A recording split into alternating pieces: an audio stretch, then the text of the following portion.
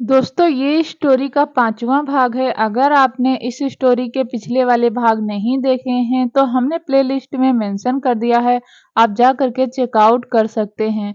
उस लड़की को कभी किसी ने हाथ पकड़कर यह नहीं कहा, मैं हूँ, तुम्हें परेशान होने की ज़रूरत नहीं है। उस लड़की को कभी किसी का सपोर्ट नहीं मिला, वह अकेले ही लड़ते झगड़ते अपनी किस्मत को कोसते हुए बड़ी हो गई। जिस उम्र में लड़कियां खेलती हैं, खुश रहती हैं, उस उम्र में वह लड़की बंधुआ मजदूर की तरह काम करती थी। अब आप बताइए सर, आपकी ज़िंदगी ज़्यादा टफ है या उस लड़की की? आप तो अपना इलाज करवाएंगे तो शायद ठीक हो जाएं, लेकिन उस लड़की को तो ऐसी बीमारी है जो कभी ठीक नहीं होगी। उसे रोज पानी पीने के लिए कुआं खोदना पड़ता है। वीरा जमीन पर बैठी थी, उसकी आंखों से आंसू झरझर बह रहे थे। एक सेकंड के लिए उसकी आंखों में वह सब कुछ उतर आया जो उसने झेला था।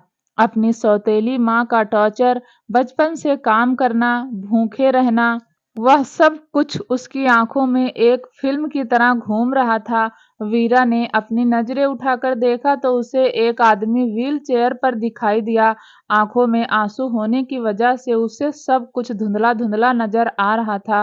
वीरा इतनी तो समझ गई कि वह विराज सर हैं। विराज ने अपना एक हाथ वीरा की तरफ बढ़ाया ताकि वह उठ जाए। वीरा ने विराज का हाथ थाम लिया, बिना यह जाने कि वह हाथ अब उसे जिंदगी भर थामना है। विराज वीरा को दिलासा देते हुए कहा, रोना किसी प्रॉब्लम का सलूशन नहीं होता। वीरा ने अपने आंसू पोंछते हुए कहा, नहीं, फ्लावर पॉट उठाकर फेंकने से प्रॉब्लम सॉल्व हो जाती है, किसी के ऊपर चिल्लाने से प्रॉब्लम सॉल्व हो जाती है, अपनी फैमिली की बात ना मानने से प्रॉब्लम सॉल्व हो जाती है, ट्रीटमेंट ना करवाने से प्रॉब्लम सॉल्व हो जाती है, अपने आप को कमरे में बंद करने से प्रॉब्लम सॉल्व हो जाती है, अपने आप को लाचार समझने से प्रॉब्लम सॉल्व हो जाती है। वीरा की बातें विराज के दिल पर असर तो कर रही थी।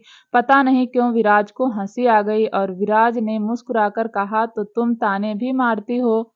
वीरा ने भी मुस्कुराकर कहा, अब मैं आपकी जितनी अमीर तो हूं नहीं कि फ्लावर पॉट उठाकर मार दूं, ताना ही मार कर काम चला लेती हूँ। विराज ने कहा, काफी इंटरेस्टिंग लड़की हो, अगर तुम 10 दिन मुझे झेल गई तो तुम्हारी जॉब पक्की। इतना कहकर विराज ने अपनी व्हील चेयर को मोड़ लिया और जाने लगा। वीरा ने कहा, अब आप कहाँ जा रहे हैं? विराज ने कहा, तुम्हारे सिर पर चोट है, मरहम पट्टी करवा लो, कल से अपना काम शुरू कर देना। फिर वह मुस्कुराकर वहां से चली गई। दीनू काका ने वीरा को देखा तो उसके चेहरे पर एक बड़ी सी स्माइल आ गई। वीरा भी काका को देखकर उछल पड़ी। दीनू काका और वीरा ने एक दूसरे को हाय फाय दिया। विराज उन दोनों को ऊपर से देख रहा था और ना चाहते हुए भी विराज के चेहरे पर भी एक मुस्कान आ गई। दीनू काका ने कहा, क्या बात है बिटिया, तुम पहली लड़की हो जिसे विराज बेटा ने रुकने के लिए कहा है, वरना आज तक 2 घंटे से ज्यादा कोई लड़की नहीं रुकी। वीरा ने एक प्यारी मुस्कान के साथ कहा, वह क्या है ना काका, सबको अपनी जान प्यारी है और मुझको मेरी इज्जत। काका ने हैरत से वीरा को देखा। वीरा ने कहा, आप नहीं समझोगे, खैर मुझे भूख लगी है, कुछ खाने के लिए दे दीजिए।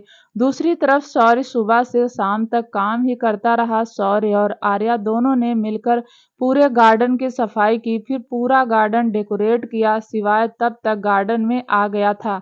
शिवाय ने हाथ बांधकर कहा, क्या बात है शौर्य, तूने तो बहुत अच्छा डेकोरेट किया है, चल अब तू खाना बनाने की तैयारी कर ले।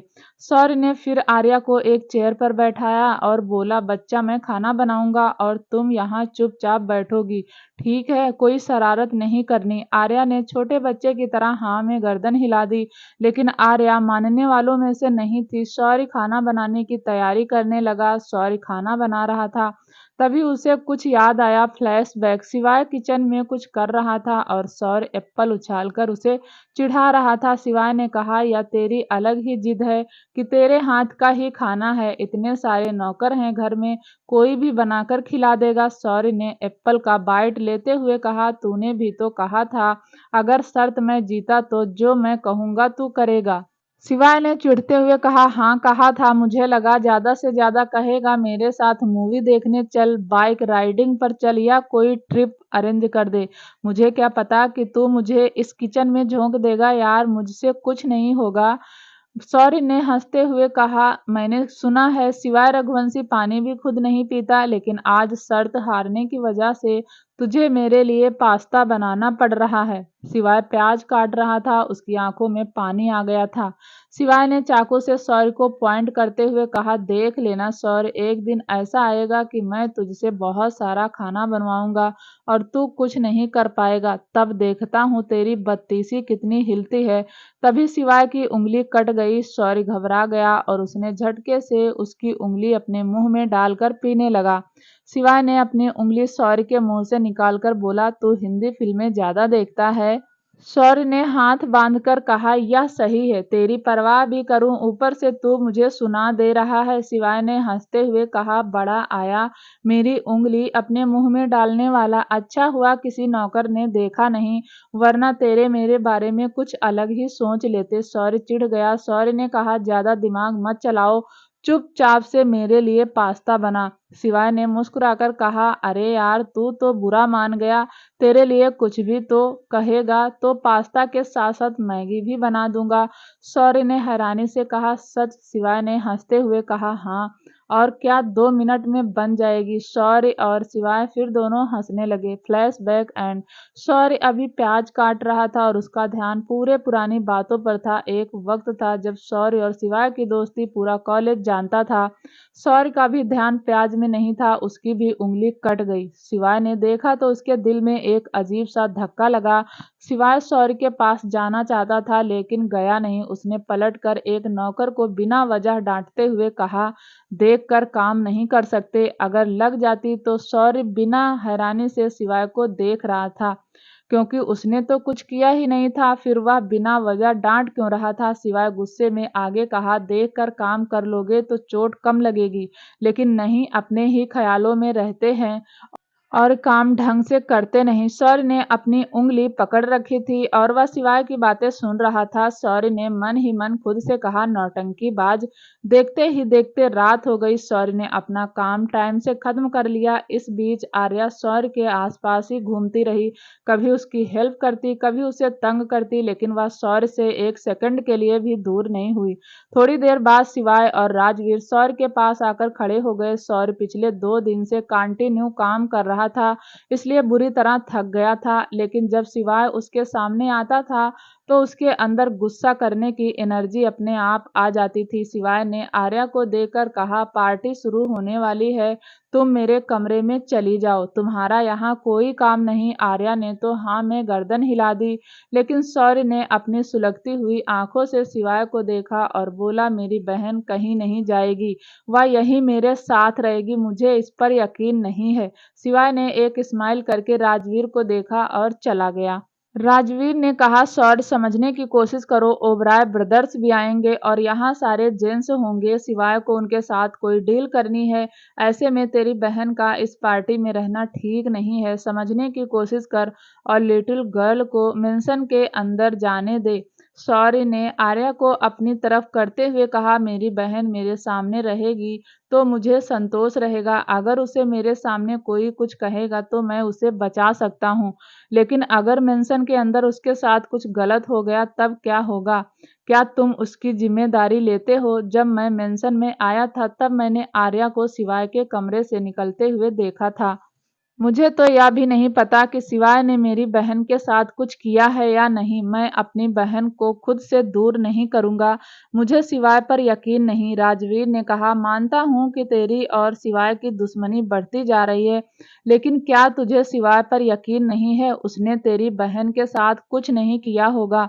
सिवाय लाख बुरा सही, लेकिन उसने कभी किसी लड़की के साथ गलत नहीं किया, अपनी लायरा के साथ तक नहीं।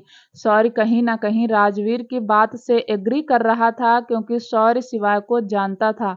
वह लड़कियों के मामले में काफी शरीफ था। शौर्य को यह बात तो सच लग रही थी कि सिवाय ने आर्या के साथ कुछ नहीं किया होगा, शायद उसकी नज़र का धोखा है।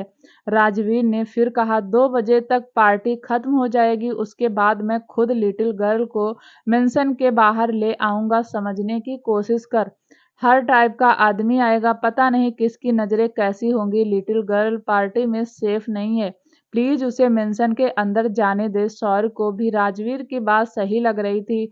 शौर्य ने कहा, राजवीर मैं तुम्हारे भरोसे अपनी बहन को मेंशन के अंदर भेज रहा हूँ, लेकिन याद रखना अगर मेरी बहन को कुछ भी हुआ तो मैं सिवाय और उसके बॉडीगार्ड को गाजर मूली की तरह काट दूंगा। राजवीर ने हाँ में गर्दन हिला दी। राजवीर ने आर्या को देखकर कहा, लिटिल गर्ल सिवाय के कमरे में जाकर आराम करो, जब तक मैं ना कहूँ बाहर मत आना। आर्या ने हाँ में गर्दन हिला दी और मेंशन के अंदर सिवाय के कमरे में चली गई। आर्या जब कमरे में आई तो सिवाय रेडी हो रहा था। आर्या चुपचाप गेट के पास ही कोने में खड़ी हो गई। सिवाय ने मिरर में आर्या को देखा। सिवाय रेडी तो हो रहा था, लेकिन उसकी नज़र आर्या पर ही टिकी हुई थी। आर्या ने सिवाय के डार्क ब्लू कलर की शर्ट पहनी हुई थी, जो उसके घुटने तक आ रही थी। सर पर आर्या के रुमाल बंधा हुआ था। आर्या इस सिचुएशन में भी बहुत ज्यादा सुंदर लग रही थी।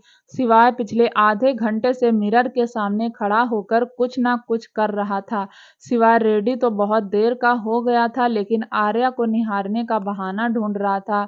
सिवाय के दिमाग ने कहा, आधे घंटे पहले रेडी हो गया, तू अब जानबूझकर यहाँ खड़ा मत हो, चला जा। सिवाय के दिल ने कहा, देख सिवाय इस सिचुएशन में भी कितनी प्यारी लग रही है, अगर गलती से तैयार होकर तेरे सामने आ गई तब तो तेरी बची खुची अटेंशन भी खा लेगी। दिमाग ने कहा, सिवाय उसे कोई अटेंशन नहीं देता, तू ज्यादा बकवास मत कर। सिवाय बाहर पार्टी में सब वेट कर रहे हैं, चल। सिवाय ने एक नेवी ब्लू कलर का सूट पहना था, जिसमें वह बहुत ज्यादा हैंडसम लग रहा था, लेकिन आर्या ने तो एक बार भी सिवाय को नजर उठाकर नहीं देखा। वह तो चुपचाप सहमी हुई सी कोने में खड़ी रही। सिवाय के दिल ने कहा, क्या सोच रहा है कि वह तुझे नजर उठाकर देखेगी? भूल जा सिवाय, जो लड़कियां तुझ पर मरती हैं या उनमें से नहीं है, और यही रीजन है कि तुझे या छुई मुई अच्छी लगती है। दिमाग ने कहा, सिवाय तू इस दिल की बातों में आकर बर्बाद हो जाएगा, या शौर्य की बहन है, तेरे टाइप की नहीं है, चल पार्टी में। सिवाय धीरे कदमों से चलकर छुई मुई के पास खड़ा हो गया, इस उम्मीद में कि शायद छुई मुई उसे देखेगी। दिमाग ने अपने सिर पर हाथ मारकर कहा, या नहीं मानेगा? दिल ने कहा, बात कर, शायद तुझे देख ले।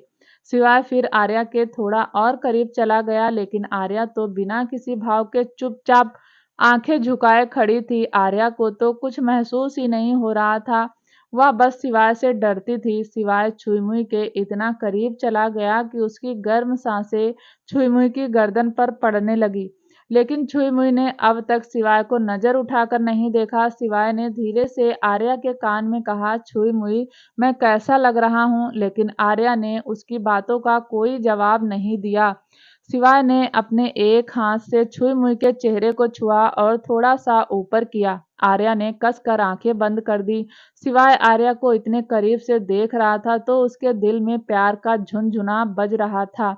सिवाय करीब 30 सेकंड तक आर्या को ऐसे ही निहारता रहा। सिवाय ने फिर धीरे से बोला, ए छुई मुई, आंखें खोलो, देखो मुझे, बताओ मैं कैसा लग रहा हूँ?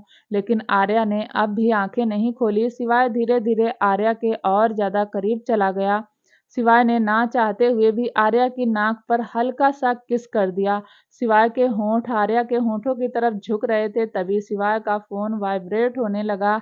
सिवाय के दिमाग ने कहा, अगर तेरी नौटंकी हो गई हो तो चल। सिवाय के दिल ने कहा, तू हमेशा सिवाय के रोमांस के बीच में आ जाता है, अगर एक किस कर ही लेता तो कौन सी आफत आ जाती, वह कौन सा अपने भाई को बता देती। सिवाय फोन लेकर बाहर आ गया और अपने दिल दिमाग को डांट कर बोला, तुम दोनों मुझे जीने मत देना, अपने मन की करने की सोचता हूँ तो तुम दोनों मुझे अब मेरे मन की करने ही नहीं देते। आपस में लड़कर मर क्यों नहीं जाते? दोनों ने मेरा खून पी के रखा हुआ है। सिवाय अपने दिल दिमाग को डांट कर पार्टी में चला गया। पार्टी में सिवाय ने शौर्य को वेटर का काम दे रखा था। शौर्य भी दिल पर पत्थर रखकर वह काम कर रहा था। उसे लगा 2 दिन और उसके बाद वह सिवाय जैसी मुसीबत से छुटकारा पा लेगा। सिवाय से बचना इतना आसान कहाँ था। पार्टी अच्छे से चल रही थी। ओबराय ब्रदर्स आ गए थे। शौर्य वेटर का काम कर रहा था। सर के बाल सिवाय ने कटवा दिए थे। शौर्य ने कैप लगाई हुई थी, जिससे उसका आधा चेहरा तो दिख ही नहीं रहा था, इसलिए किसी ने शौर्य राजपूत को नहीं पहचाना। शिवाय को अजय और अभय से जो डील फाइनल करनी थी वह कर चुका था। पार्टी ऑलमोस्ट खत्म होने को थी। बहुत सारे मेहमान जा चुके थे, अभय और अजय ही बचे थे। दूसरी तरफ आर्या शिवाय के कमरे में चुपचाप एक कोने में बैठी हुई स्केच बना रही थी। तभी ड्रैगन आर्या के पास आया और भौंकने लगा। आर्या ने स्केच वहीं छोड़ दिया और कमरे में इधर उधर भागने लगी। ड्रैगन भी आर्या के पीछे पीछे भागने लगा। आर्या और ड्रैगन भागते भागते शिवाय के कमरे का सत्यानाश कर दिया था। शिवाय का कमरा इस वक्त कबाड़ खाने जैसा लग रहा था। सारा सामान इधर उधर फैला हुआ था। जितने भी शो पीस थे वह टूट चुके थे, लेकिन ड्रैगन ने आर्या का पीछा नहीं छोड़ा। फाइनली आर्या भागते भागते कमरे के बाहर आ गई और इधर उधर भागने लगी। गार्डन में अभय जहां बैठा था वहां से उसे आर्या दिखाई दी। आर्या को देखते ही अभय के चेहरे पर एक डेविल स्माइल आ गई। अभय ने मन ही मन खुद से कहा, सिवाय दूसरों को तो दिखाता है कि कितना शरीफ है, लेकिन देखो उसकी शरीफी कैसे इधर उधर भाग रही है। चलो इस सिवाय की चीज को बाहों में जकड़ते हैं।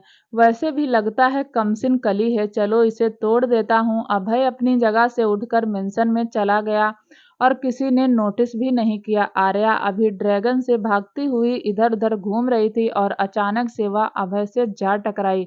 अभय उसे बहुत ही लास्ट भरी नजरों से देख रहा था।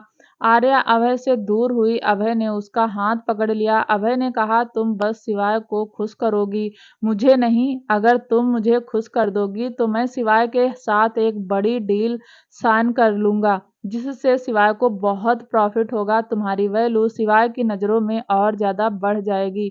फिर वह तुम्हारी हर विश पूरी करेगा। आर्या तो ऐसे खड़ी थी जैसे उसे बात समझ में नहीं आ रही थी, बस बिना किसी इमोशंस के अभय को देख रही थी। आर्या ने अपना हाथ अभय से छुड़ाने की कोशिश की तो अभय ने कहा, देखो प्यार से मान जाओगी तो तुम्हारे लिए ही अच्छा है, और मैं जोर जबरदस्ती पर उतर आया तो झेल नहीं पाओगी। तब तक ड्रैगन भी वहां आ गया और अभय पर भौंकने लगा। अभय ने ड्रैगन का भौंकना इग्नोर किया और आर्या को खींचते हुए कमरे की तरफ ले जाने लगा। आर्या अपनी पूरी जान लगाकर अभय से खुद को छुड़वाना चाहती थी, लेकिन छुड़वा नहीं पाई। अभय एक हट्टा कट्टा 6 फुट का लड़का था जिसके सामने छुई मुई सच में सहमी हुई थी। अभय जब कमरे के गेट तक आया तो आर्या ने कमरे का हैंडल कस कर पकड़ लिया, जिसकी वजह से वह अभय के साथ अंदर नहीं जा पाई, लेकिन अभय कंटिन्यू उसे बेरहमी से खींच रहा था। ड्रैगन भी लगातार अभय पर भौंक रहा था, लेकिन अभय ने ड्रैगन को एक लात मारकर साइड कर दिया। अभय को अब आर्या पर गुस्सा आने लगा। उसने आर्या की तरफ देखकर एक थप्पड़ जोर से मार दिया, जिससे आर्या का हाथ हैंडल पर ढीला हो गया। अभय आर्या को खींचता हुआ लाया और बेड पर पटक दिया। अभय बोला, आराम से, मान जाओगी तो तुम्हें ही फायदा होगा, वरना मैं तो तुम्हें दर्द देकर भी वह सब कुछ हासिल कर लूंगा। आर्या की आंखों में एक भी आंसू नहीं था, उसकी आंखों में सिर्फ डर था। अभय बेड की तरफ आ रहा था। आर्या पीछे की तरफ हट रही थी। तभी ड्रैगन ने अभय का पैर पकड़ लिया और आर्या को वहां से भागने का मौका मिल गया। आर्या जल्दी से उठकर बाहर भाग गई। आर्या बेसुध से भागे जा रही थी। मेंशन बहुत बड़ा था। आर्या भागते भागते गार्डन में आ गई। गार्डन में उसका पैर एक बॉटल से टकराया और वह जमीन पर गिर गई। जमीन पर गिरने से पास रखी टेबल हिल गई, जिसमें कुछ वाइन की बोतल खुली पड़ी थी और वह सारी बोतल की वाइन आर्या पर गिर गई। आर्या पूरी तरीके से वाइन में भीग चुकी थी। शिवाय ने जब आर्या को गार्डन में देखा तो उसका गुस्सा 7वें आसमान पर पहुंच गया। वह जल्दी से आर्या के पास आया और उसे बाजू से उठाकर बोला, मना किया था ना गार्डन में मत आना, फिर क्यों भागी? सॉरी। गार्डन की दूसरी तरफ मेहमानों के ड्रिंक के गिलास उठा रहा था, इसलिए उसने आर्या को देखा नहीं, लेकिन राजवीर ने देख लिया। राजवीर आर्या और शिवाय के पास आया, तभी उन्होंने पीछे से अभय को आते हुए देखा। अभय को देखकर शिवाय समझ गया कि अभय आर्या के साथ बदतमीजी कर रहा था और उससे बचने के लिए आर्या गार्डन में आ गई। अभय को देखकर शिवाय का गुस्सा और ज्यादा बढ़ गया। उसने झटके से आर्या की बाजू को छोड़ा तो आर्या जमीन पर जा गिरी। अभय के पीछे पीछे ड्रैगन भी भागता हुआ आ रहा था। ड्रैगन आकर शिवाय के सामने भौंकने लगा, जैसे अभय की शिकायत कर रहा हो। आर्या तब तक धीरे धीरे उठ गई थी और चुपचाप आंखें झुकाए खड़ी थी। अभय ने शिवाय को देखकर कहा, इस लड़की को दे दो, बदले में मैं तुझे उज्जैन का प्रोजेक्ट दे दूंगा। तभी वहां अभय का भाई अजय भी आ गया। अजय ने एक नज़र आर्या को देखा। अजय ने आर्या को देखकर हंसकर कहा, तू इस बिना बाल वाली लड़की के लिए उज्जैन का प्रोजेक्ट दे रहा है? अभय वाइल्ड स्माइल के साथ बोला, हाँ भाई, बस 2-3 घंटे में छोड़ दूंगा। बालों वाली के साथ तो बहुत बार किया है, एक बार बिना बाल वाली को भी तो ट्राई करूं। इतना कहकर दोनों भाई शैतानों की तरह हंसने लगे। शिवाय ने एक नज़र आर्या को देखा तो उसके गाल पर थप्पड़ का निशान साफ नजर आ रहा था। शिवाय ने अपनी जेब से रुमाल निकाला और आर्या के सर पर बांध दिया। शिवाय ने कहा, तू जानता है कि मैं ऐसी कोई डील नहीं करता जिसमें मुझे तुझे किसी लड़की की स्मगलिंग करनी हो। रघुवंशी परिवार लड़कियों की इज्जत करता है और मैं यह परंपरा नहीं तोड़ सकता। अब तू जा सकता है। अजय ने हंसकर कहा, अबे शिवाय, कौन सी दुनिया में जी रहा है? दुनिया बहुत आगे निकल गई। अगर अभय को यह लड़की पसंद है तो एक रात के लिए दे देना। वैसे भी इस लड़की को देखकर लग रहा है कि तेरे किसी नौकर की बेटी है। अजय की बात सुनकर राजवीर के भौं चढ़ गई थी, लेकिन वह शिवाय के सामने रिएक्ट नहीं करना चाहता था। अगर राजवीर मजबूर नहीं होता तो अब तक अजय की बत्तीसी तोड़ चुका होता। शिवाय ने अपना गुस्सा कंट्रोल किया और बोला, मैंने कहा ना, लड़की को नहीं दे सकता। अब तुम दोनों भाई जा सकते हो। अभय ने कहा, अबे एक लड़की के लिए हमारे साथ फाइनल रिलेशन खराब कर रहा है। शिवाय और राजवीर का गुस्सा बढ़ता जा रहा था, लेकिन यह बात सच है कि शिवाय ओबराय के साथ फाइनेंशियल के रिश्ते खराब नहीं करना चाहता था। शिवाय ने फिर कहा, यह लड़की माइनर है, बेकार तुम दोनों किसी केस में फंस जाओगे, रहने दो, चले जाओ। अभय ने कहा, अच्छा माइनर है तो तेरा दिल बहला सकती है, लेकिन मेरा नहीं। अरे दे दे, 2 घंटे की तो बात है, मैं कौन सा इससे शादी करके घर लेकर जाने वाला हूँ। अच्छा चल यार, तेरे लिए कंसेशन 1 घंटे के लिए ही दे दे। शिवाय समझ गया कि अजय और अभय नहीं मानेंगे। शिवाय का गुस्सा बढ़ता जा रहा था। शिवाय ने गुस्से में आर्या की बाजू पकड़ी और उसे झंझार कर कहा, चुपचाप उस फाउंटेन के नीचे जाकर खड़ी हो जाओ। फिर आर्या ने हाँ में गर्दन हिलाई और चुपचाप फाउंटेन के नीचे जाकर खड़ी हो गई। फाउंटेन का पानी आर्या पर गिरा तो उसका पूरा बदन भी भीग गया। उसकी शर्ट उसकी बॉडी से चिपक रही थी, इसलिए आर्या फाउंटेन के नीचे पलटकर बैठ गई ताकि किसी को कुछ दिखाई ना दे। आर्या ने डर के मारे अपने दोनों हाथ अपने चेहरे पर रख लिए। शिवाय ने कहा, यह लड़की तुमसे 20 कदम की दूरी पर है। अगर तुमने यह 20 कदम तय कर लिए तो लड़की तुम्हारी। शिवाय के मुंह से यह बात सुनकर राजवीर को गुस्सा भी आ रहा था और हैरानी भी हो रही थी। राजवीर को अपने कानों पर यकीन नहीं हुआ कि शिवाय ने अजय और अभय को लड़की ऑफर कर दी। राजवीर कुछ बोलता उससे पहले ही शिवाय ने उसे हाथ दिखाकर चुप करा दिया। शिवाय ने आवाज लगाई, सॉरी सॉरी, जो गार्डन की दूसरी तरफ काम कर रहा था। शिवाय की आवाज सुनकर वहां आ गया, लेकिन सॉरी ने कुछ कहा नहीं। वह शिवाय का आर्डर सुनने के लिए खड़ा हो गया। शिवाय ने कहा, सॉरी, इन्हें छुई मुई चाहिए। वह रही छुई मुई। सौर्य ने हैरानी से पलटकर देखा तो आर्या फाउंटेन के नीचे पलटकर बैठी है और उसने अपने दोनों हाथों से अपना चेहरा छुपा कर रखा हुआ था।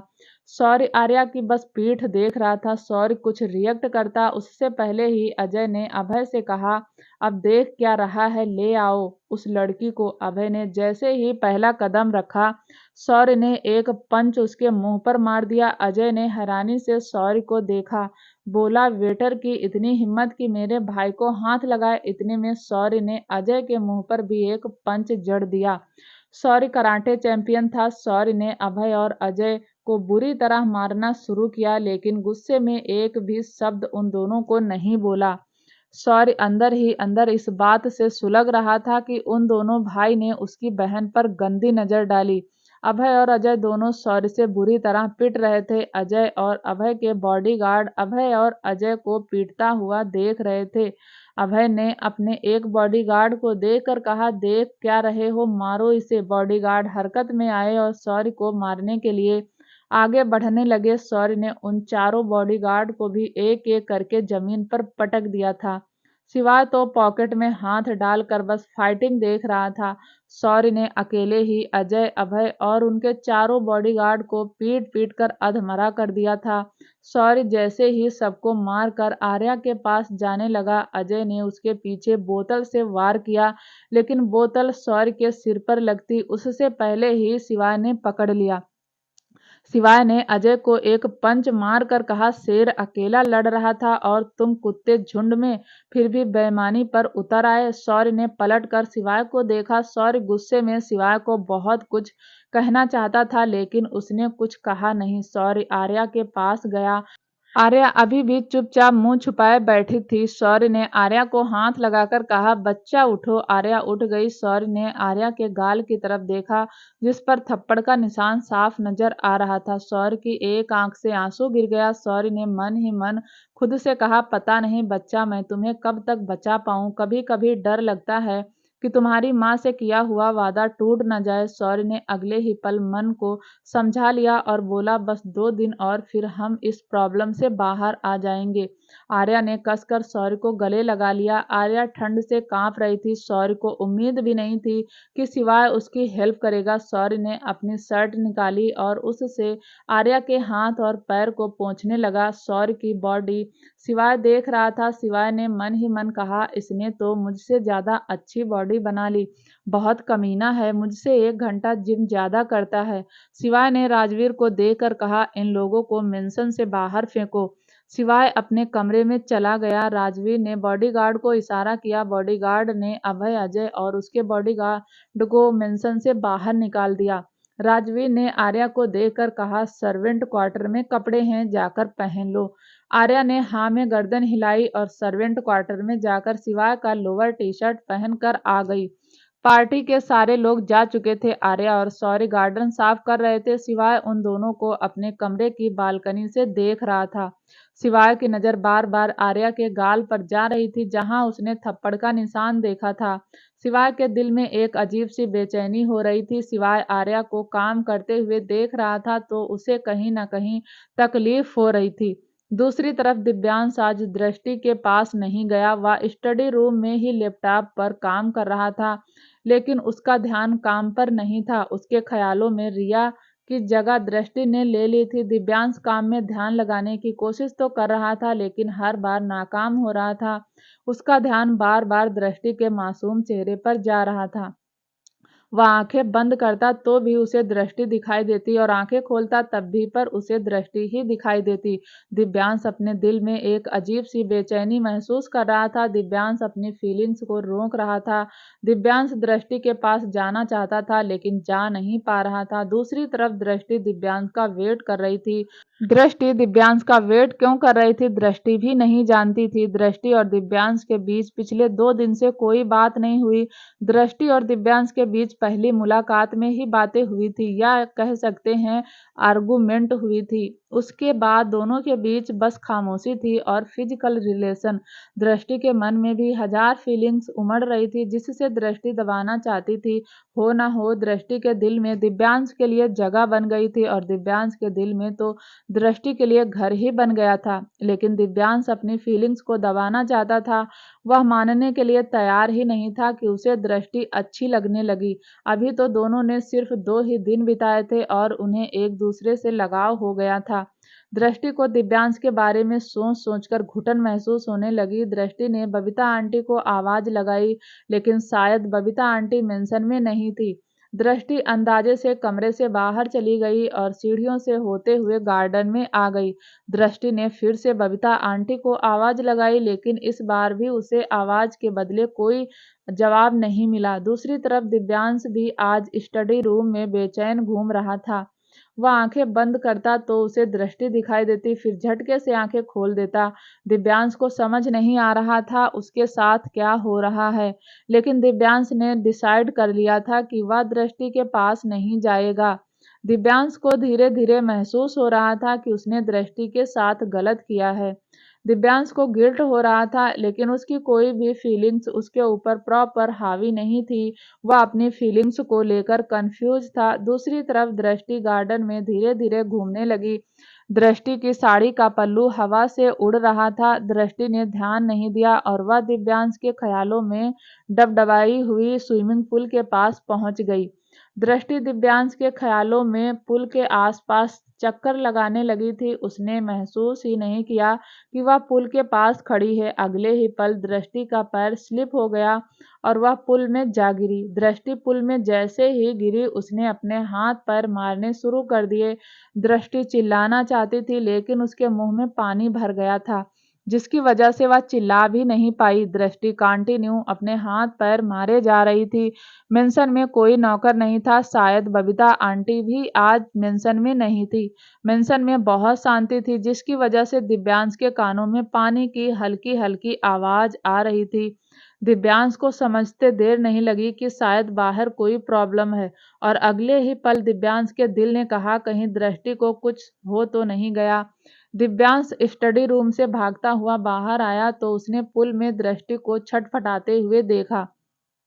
दृष्टि को ऐसे देखकर दिव्यांश की तो सांसें ही रुक गईं। दिव्यांश ने 1 सेकंड भी नहीं लगाया और वह पुल में कूद गया।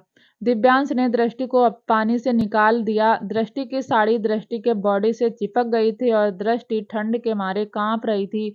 दिव्यांश को इस वक्त दृष्टि पर बहुत गुस्सा आ रहा था। एक तो पहले ही दिव्यांश की पर्सनालिटी गुस्से वाली थी, ऊपर से उसने दृष्टि को मुसीबत में देखा तो उसका गुस्सा और बढ़ गया। दिव्यांश दृष्टि को गोद में उठाकर मेंशन में आ गया और सोफे पर बैठकर उसके हाथ पैर रब करने लगा, लेकिन दृष्टि की कंपन कम ही नहीं हो रही थी। दिव्यांश ने दृष्टि को डांटते हुए कहा, अंधी हो, दिखाई नहीं देता, देख कर नहीं चल सकती? अगर मैं टाइम पर नहीं आता तो अब तक स्वर्ग सिधार गई होती। जब स्विमिंग करनी नहीं आती तो पूल के पास क्या कर रही थी? दृष्टि बुरी तरह कांप रही थी। बोलने की हालत में तो वह बिल्कुल भी नहीं थी। दृष्टि दिव्यांश को बताना चाहती थी कि हाँ, मैं अंधी हूँ, लेकिन बता नहीं पाई। कंपन की वजह से उसके मुंह से एक शब्द नहीं निकला। दिव्यांश ने जब देखा कि दृष्टि की कंपन कम नहीं हो रही है तो उसने दृष्टि को गोद में उठाकर कमरे में आ गया। दिव्यांश ने दृष्टि को बेड पर बैठाया और उसे टॉवल से साफ करने लगा, लेकिन दृष्टि की कंपन कम ही नहीं हो रही थी। दिव्यांश ने कमरे का हीटर ऑन कर दिया। दिव्यांश की नज़र दृष्टि के कपकपाते हुए होंठों पर गई, जो दिव्यांश को आकर्षित करने के लिए काफी थे। उसने मन ही मन गुस्से में खुद से कहा, क्या कर रहा है दिव्यांश? इस लड़की के पास आता है तो तुझे खुद पर कंट्रोल क्यों नहीं होता? आज तक कितनी लड़कियों को देख चुका है, लेकिन इस लड़की में ऐसा क्या है इसके करीब आने पर मन करता है? दिव्यांश ने आज सोच लिया था कि चाहे कुछ भी हो जाए, वह दृष्टि के करीब नहीं जाएगा, लेकिन कुदरत ने सिचुएशन ही ऐसी क्रिएट कर दी थी कि वह दृष्टि के करीब जाने से खुद को रोक नहीं पाया। दिव्यांश ने अपने जज्बातों को संभालते हुए कहा, तुम अपने कपड़े चेंज कर लो। लेकिन दृष्टि इतना कहाँ कर पा रही थी। उसने दिव्यांश को कोई जवाब ही नहीं दिया। अब तो दिव्यांश का सब्र भी कंट्रोल से बाहर हो गया। उसने ना चाहते हुए भी अपने होंठ दृष्टि के होंठों से जोड़ दिए। उसे बहुत प्यार से किस करने लगा। दृष्टि के भी दिल में हलचल सी होने लगी। दृष्टि ने अपनी बॉडी में गर्माहट महसूस की। दृष्टि का चेहरा शर्म से लाल हो रहा था, जिसकी वजह से और ज्यादा खूबसूरत लग रही थी। धीरे धीरे दिव्यांश के हाथ दृष्टि के बदन पर चलने लगे। दिव्यांश ने अपने और दृष्टि के कपड़े उतार दिए। दोनों फिर से एक दूसरे में खो रहे थे। दृष्टि दिव्यांश को महसूस कर रही थी। दिव्यांश दृष्टि की खुशबू में खोता जा रहा था। दिव्यांश जब दृष्टि के करीब जाता था तो सब कुछ भूल जाता था। दिव्यांश को दृष्टि के पास एक अलग ही सुकून मिलता था, जो सुकून उसे पिछले 1 साल से नहीं मिला था। दृष्टि के पास वह रिया की यादों से दूर हो जाता था। चांदनी रात में वह दोनों एक दूसरे के हो गए थे। वह पल दोनों के लिए ही खास होता था। करीब 3 घंटे बाद दिव्यांश ने दृष्टि को अपनी बाहों में समाकर सो गया। शिवाय अब भी बालकनी में घूम रहा था। रात के 3 बज गए थे, लेकिन शिवाय की आंखों में नींद नहीं थी। आज जो कुछ भी पार्टी में हुआ उसके चलते शिवाय को बेचैनी हो रही थी। शिवाय ने गार्डन की तरफ देखा जहां शौर्य पेड़ से टेक लगाकर बैठा बैठा सो गया था। आर्या उसकी थाई पर सिर रखकर सो रही थी। शिवाय ने मन ही मन खुद से कहा, शौर्य अपनी बहन को बच्चों की तरह देखता है। पूरी रात बीत गई। शिवाय बालकनी में ही खड़ा रहा। वैसे भी शिवाय का कमरा पूरी तरह फैला हुआ था, इसलिए भी शिवाय बालकनी में खड़ा था। शिवाय पूरी रात शौर्य और आर्या को ही देखता रहा। करीब 6 बजे शौर्य की आंख खुली तो उसने आर्या के सिर के नीचे अपनी टी शर्ट लगाई ताकि वह उठ ना जाए और खुद पुशअप मारने लगा। शिवाय ने जब देखा कि शौर्य पुशअप मार रहा है तो वह भी गार्डन में आ गया। शौर्य तब तक 25 पुशअप मार चुका था। शिवाय के मन में भी ना जाने क्या आई और वह भी पुशअप मारने लगा। दोनों गुस्से में पुशअप मार रहे थे। दोनों को अभय और अजय पर गुस्सा आ रहा था। शौर्य ने अजय अभय को बहुत मारा था, फिर भी शौर्य का गुस्सा कम नहीं हो रहा था। शिवाय को भी इस बात का बहुत गुस्सा था कि उसकी वजह से छुईमुई को तकलीफ हुई। दोनों ने करीब 100 पुशअप कर लिए थे, लेकिन दोनों ही उठने का नाम नहीं ले रहे थे। दोनों की बॉडी से पसीना टपकने लगा था।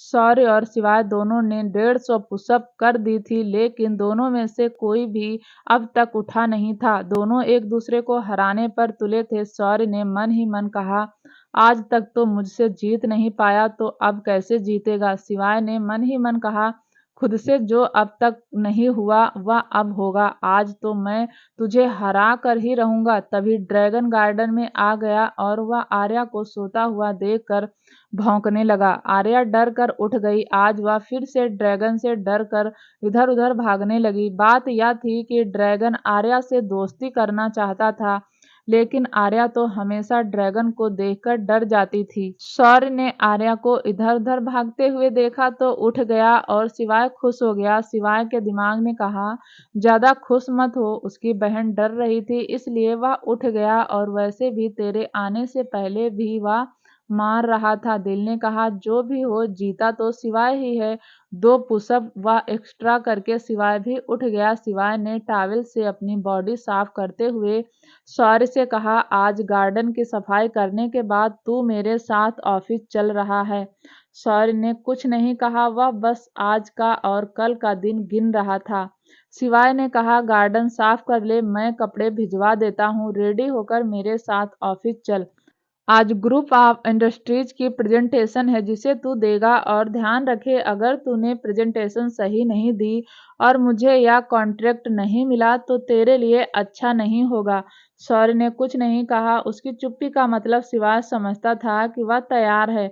शौर्य मेंशन में जाने लगा, फिर कुछ सोचकर वापस आकर आर्या को देखकर बोला, अब जाकर मेरा कमरा साफ कर दो जिसका तुमने सत्यानाश कर दिया था।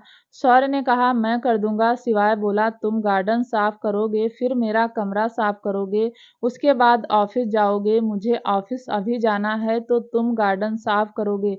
तुम्हारी या बहन मेरा कमरा। शौर्य ने अपना गुस्सा कंट्रोल किया और आर्या की तरफ देखकर मेंशन में जाने का इशारा किया। आर्या शिवाय के पीछे मेंशन में चली गई।